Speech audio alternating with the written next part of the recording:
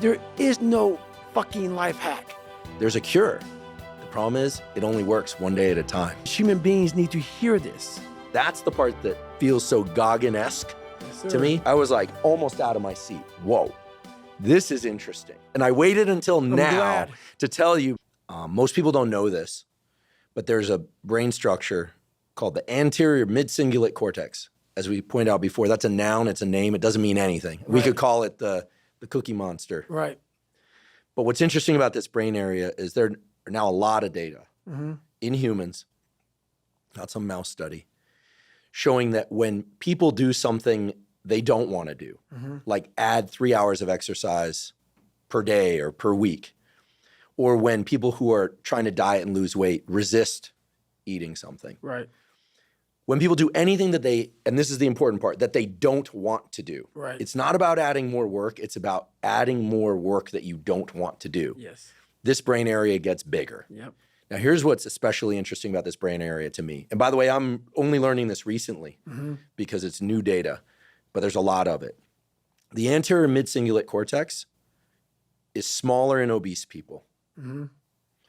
It gets bigger when they diet. It's larger in athletes. It's especially large or grows larger in people that see themselves as challenged and overcome some challenge. Right. And in people that live a very long time, this area keeps its size. In many ways, scientists are starting to think of the anterior mid-cingulate cortex not just as one of the seats of willpower, right, but perhaps actually the seat of the will to live. See, now we're talking. And when I learned about the anterior mid-cingulate cortex, I was like almost out of my seat. And I've been in the neuroscience game since I was 20. Now we're the same talking. age. And I was so pumped because I've heard of the amygdala, fear, prefrontal cortex, it's planning and action. I could tell you every brain area and I teach neuroanatomy to medical students. But when I started seeing the data on the anterior mid-cingulate cortex, I was like, whoa, this is interesting. Yep. And all the data point to the fact that we can build this area up. Yep. But that as quickly as we build it up, if we don't continue to invest in things that are hard for us, that we don't want to do, that's the part that feels so Goggin-esque to me, that we don't want to do. Like if you love the ice bath, yeah, I love the ice bath, and you go from 1 minute to 10 minutes, guess what? Your anterior mid-cingulate cortex did not grow. None.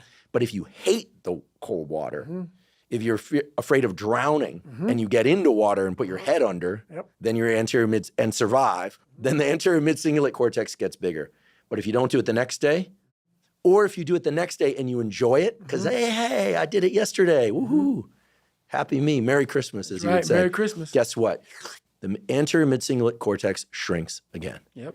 To me, this is one of the most important discoveries that neuroscience has ever made, because it's that I don't want to do something, but do it anyway. That's right. That grows this area. And it's almost like I have a friend, he's been sober 30 years from alcohol. And he always says, you know, the amazing thing about addiction is there's a cure. The problem is it only works one day at a time. Yep. And so you have to renew it every day. That's right. So the anterior mid-cingulate cortex, to me, when I learned about it, two things went off in my head. Whoa, this is super interesting. And two, I got to tell David Goggins about this. And I waited until now to tell you because I felt like well, for obvious reasons, I wanted to tell you and I wanted to tell you here. Well, I love that because that's how I've lived my entire life. I don't know anything about that. But people go, man, you have such a strong will. It's something that you build.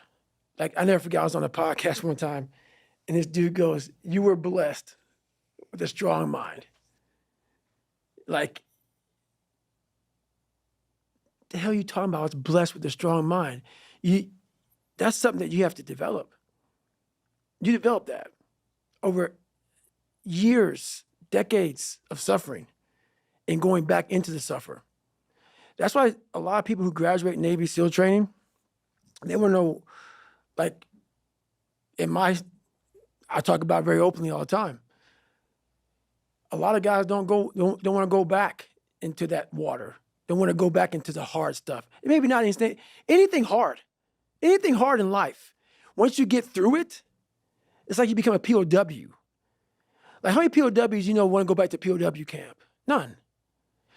When something sucks so bad in life, this is on this that we're talking about now, very few people want to go back. They're happy they graduated. I realized I'm the same way. I don't want to go back. I have to go back. I must go back because that is exactly where all the knowledge of my life exists, was back there and what you're talking about.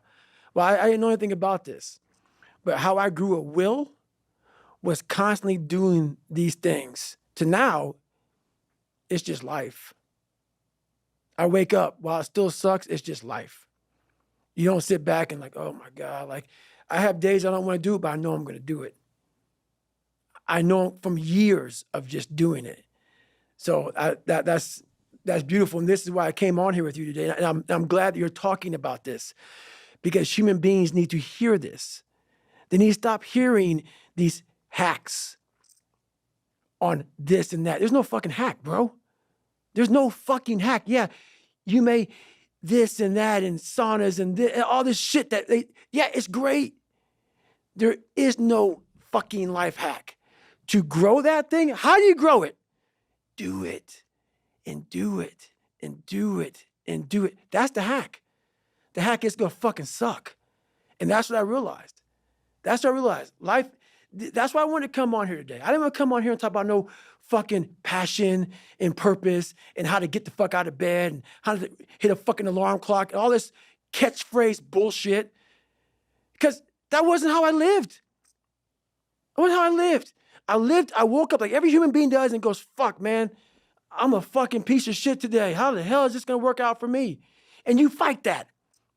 You don't override it.